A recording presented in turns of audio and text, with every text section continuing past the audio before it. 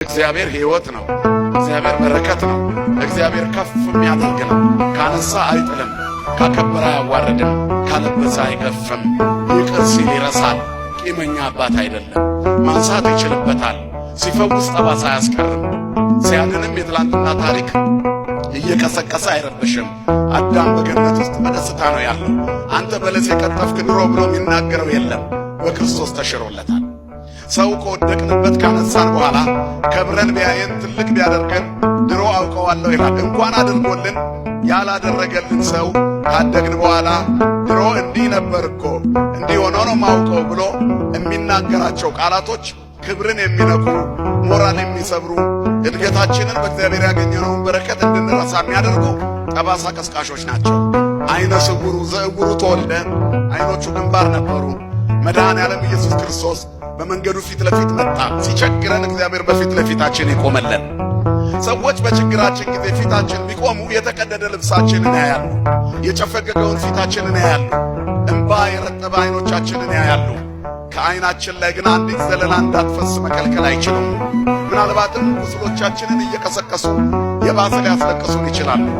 ብንታመም ህመማችንን የበለጠ እየቀሰቀሱ አንዳንድ ጊዜ አስታማሚዎች ቤታችሁ መጥተው ያውቃሉ። አንዳንድ አስታማሚዎች ወይንም ህመምተኛ ጠያቂዎች ሊያድኑን አይመጡም፣ ሊያሳምሙን እኮ ነው የሚመጡት አይደል? ወይ ወንድሜን ከሚለው ቃል ጋር ምንድን ነው የሚሉት?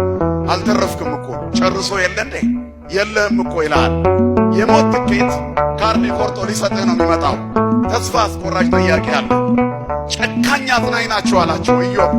ወዳጆቹ መጥተው ወደ እርሱ የሚናገሩት ንግግር ለደረሰበት ነገር አብረውት እግዚአብሔርን ከመማፀን ይልቅ በደለኛ ስለሆንክ፣ ኃጢአተኛ ስለሆንክ፣ ተንኮል ውስጥ ስላለ፣ ክፋት ውስጥ ስላለ የደረሰብህ አንተ እኮ ትላንትና የደከሙትን ታጸና ነበረ፣ ታበረታ ነበር፣ የሚብረከረከውን ጉልበት ታጸና ነበር፣ አንገት የደፋውን ቀና ታደርግ ነበር። አሁን ያ ሁሉ ባንተ ላይ ደርሷል። ማን ያጽናናሃል? እባክህን አስብ። ንጹሕ ሆኖ የጠፋ ማን ነው? ከልበ ቅንነትስ የተደመሰሰ ማን ነው? በደለኛ ሳትሆን ክፉ ሳትሆን ሰውነትህን በገል የምትፈቀፍቅ ቁስለኛ እንዴት ልትሆን ቻልክ? የለህም እኮ አሁን ሰውነትህ አልቋል። በገል ትፈቀፍቃለህ። የቁስሎችህ ጠረን ሰው አያስጠጋም። እግዚአብሔርን የሆነ ነገር በድለዋል። ንገረን። ኢንተርቪው ሊያደርጉት ነው የመጡት አጽናኞቹ ጨካኞች። ከርቀት የሰገዳችሁልኝ ቁስሌ ሲሸታችሁ አፍንጫችሁን ልትይዙ ነው አይደለም አላቸው። ግን የፍርድ አደላዳይ ፍትህን አስፋኝ እውነተኛ አምላክ ግንባር አይቶ የማያደላ የኢዮብ ቁስል ለሱ አልሸተተውም። በመካከላቸው ሲገለጥ መሥዋዕት አምጥታችሁ አቅርባችሁ ኢዮብ ነው የሚያሳርግላችሁ አለ። የቆሰለው ለጤነኞቹ አሳረገ። የቆሰለው ጤነኞቹን ከሞት አዳነ። የታመመው እነሱን ከሕመም ከሞት አዳናቸው። ክብርና ምስጋና ለአምላካችን ይሁን። እግዚአብሔር እንደዚህ ነው፣ ታሪክ ይቀይራል። አያችሁ፣ ምክንያቱም እኛ የታማሚው መድኃኒት ልጆች እኮ ነን አይደለም እንዴ? ክርስቶስ ታሞ እኛን ያዳነን፣ ቆስሎ በቁስሉ የማረከን፣ ያላቆሰለን፣ ያላሳመመን፣ ስለ ሕመማችን እርሱ የታመመ፣ ስለ መከራችን እሱ መከራን የተቀበለ ዋጋ የተከፈለልን ልጆች ነን። የታማሚው ሐኪም የሕመምተኛው ፈዋሽ እያቃሰተ እኔና እናንተን ከማቃሰትና ሲኦል ከመውረድ የታደገን የክርስቶስ ልጆች ነን። አያችሁ። ስለዚህ ለሌሎች የምንደርስበት መንገድ ክርስቶሳዊ መሆን አለበት።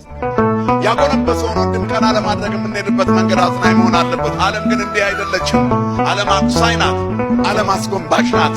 ዓለም ሰባሪ ናት። ዓለም ትጥላለች፣ እግዚአብሔር ያነሳል። ዓለም ትሰብራለች፣ እግዚአብሔር ይጠግናል። ዓለም ታቆስላለች፣ እግዚአብሔር ይፈውሳል። እሱ በቁስሎቻችን ጠረን አፍንጫውን አይዝም። የመለሰው በሽተኛ የለም። አልፈውስህም ብሎ ሂድ ያለው ሕመምተኛ የለም። በፊቱ የመጡትን ሁሉ ይፈውስ ነበር። ደግ አባት ነው ያለን፣ ስሙ የተመሰገነ ይሁን። ስለዚህ አዳኝ ጌታ እውነተኛው አምላክ ከኛ የሚፈልገው የዚህ አይነቱን የሱን አይነት ፍሬያማነት ነው።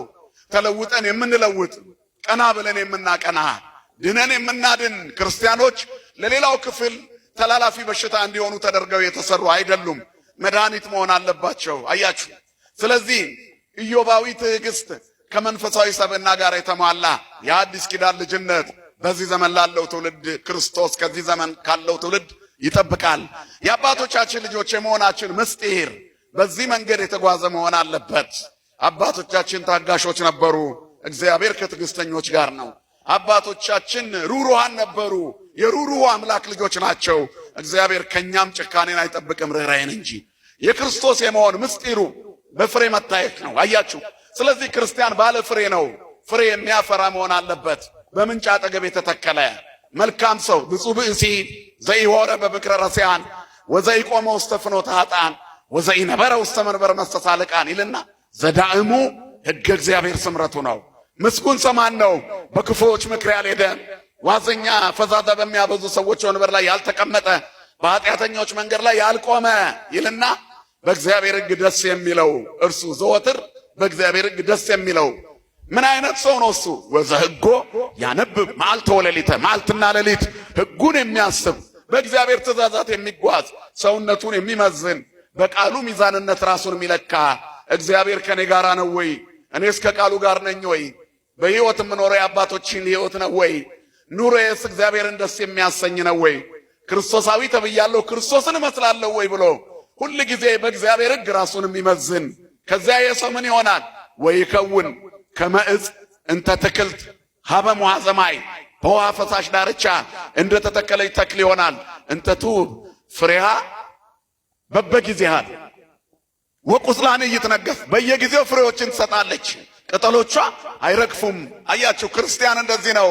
ዛፍ ነው፣ ተክል ነው፣ ፍሬ የተሸከመ ዝም ብሎ ወደ ላይ ያደገ አይደለም፣ ወደ ጎን የሰፋ ብዙ በረከት ያፈሰ እግዚአብሔርን በፍሬ የሚጠብቀው ፍሬ ይዞ የሚጠብቅ ይጠብቃል። እግዚአብሔር ከኛ እጅ ምን እንደሚያገኝሻል በለሲቷን አስበዋት። የሉቃስ ወንጌል ምዕራፍ 6 ላይ ያለችው ጌታችን ኢየሱስ ክርስቶስ መጥቶ ያቺን በለስ አያት።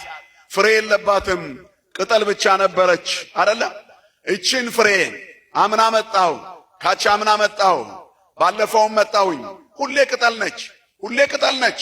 ከመሬቱ ማዳበሪያ አልጎደለባትም፣ ግን ምድሩን አጎሳቆለች። ፍሬ የሚያፈራ ሌላ ተክል ይተከልባት፣ ትነቀል አለ። ብዙ ጊዜ ተብለሃል ወንድሜ፣ ይነቀል ተብለሃል። ግን ቅዱስ ገብርኤል ለመነልህ። ትነቀይ ተብለሽ እኮ ነበር፣ ቅዱስ ገብርኤል ለመነልሽ። ስሙ የተመሰገነ ይሁን። የሚጠብቀው ያ የወይኑ አትክልት ጠባቂ የተባለው አቃቢው ጠባቂው መልአክ ነው። በለሷ እኔና እናንተ ናት። ባክህን ጌታ ሆይ 1 ዓመት ታገሳት ብሎ ለመነልን። አያችሁ፣ በዚህ ልመና ነው የምንኖረው፣ በመላእክቱ ልመና፣ በድንግል ማርያም አማላጅነት። ሕይወቴ በነዘላል እመተሰልጠ ወሃልቀ ወስክኒ ክራማተ እስከ ገብር ጽድቀ። እመቤቴ እናቴ ሆይ ሕይወቴ በስንፍናና በድካም እያለቀ ነውና ጽድቅን የምሰራበት ክራማትን፣ ዘመናትን፣ ዓመታትን ጨምርልኝ ንስሐ የምገባበት ብለን እንማጸናለን። ልክ መልአኩ 1 ዓመት እንዳለው ድንግልም መሐር ወልድየ ወተዘከር ኪዳንየ፣ አቤቱ ልጄ ሆይ